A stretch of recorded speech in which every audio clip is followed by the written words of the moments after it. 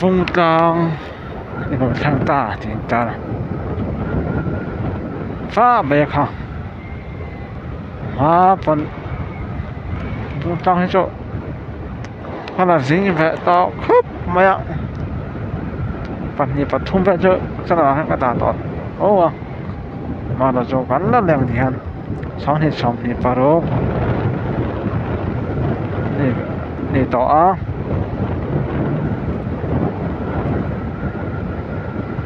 hôn liền em mày nè sao lại biết như sao cổ thần nghe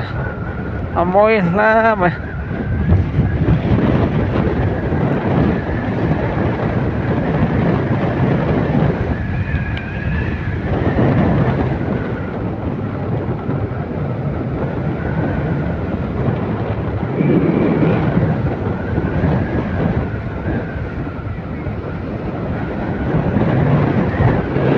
VCM nih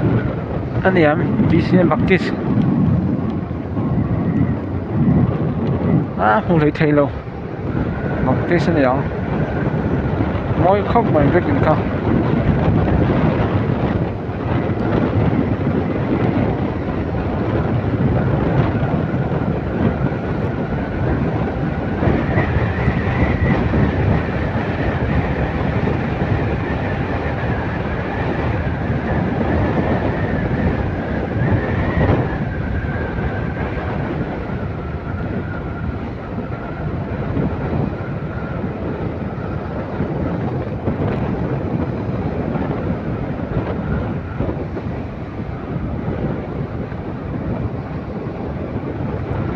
nó xuống cả công viên cho thật tán này mà em mới nè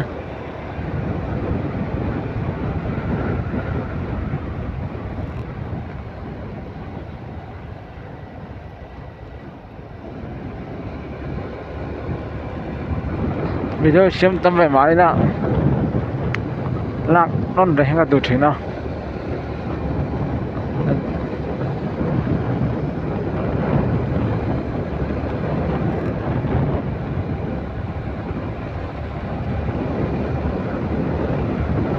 in lên lỗ phó anh này trái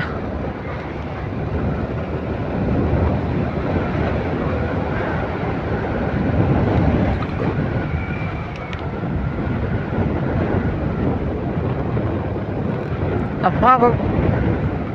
có vlog thì nó có cho thì khá phó tập tóm vào cái cho nó hay nó tóm cái tập về lại khúc mẹ nó chẳng lắm ok còn nữa là thì phía nó mà hắn chỗ đâu chỗ to đi là bóng lúc rồi đang có ổng thì nó bằng hết vang sồn vung sang vang sồn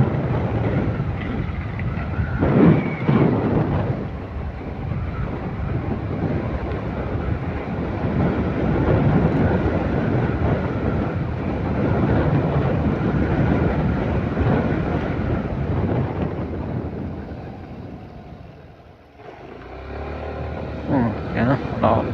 còn lò mấy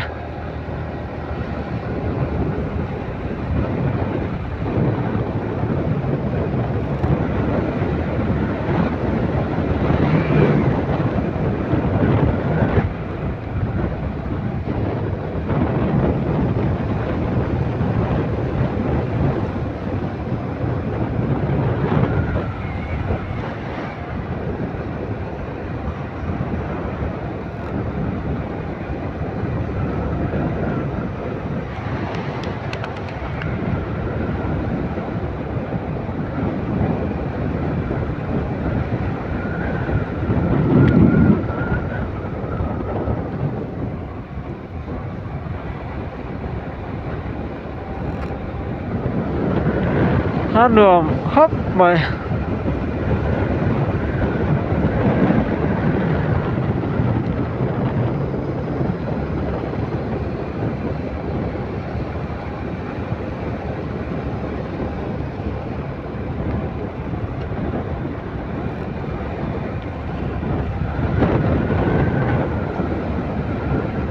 nó mà rắn đúng à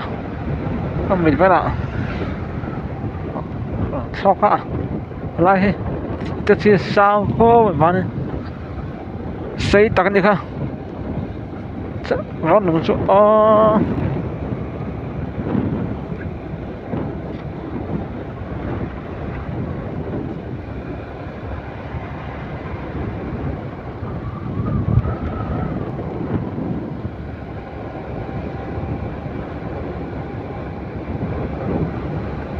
khát thì rong kha bông trăng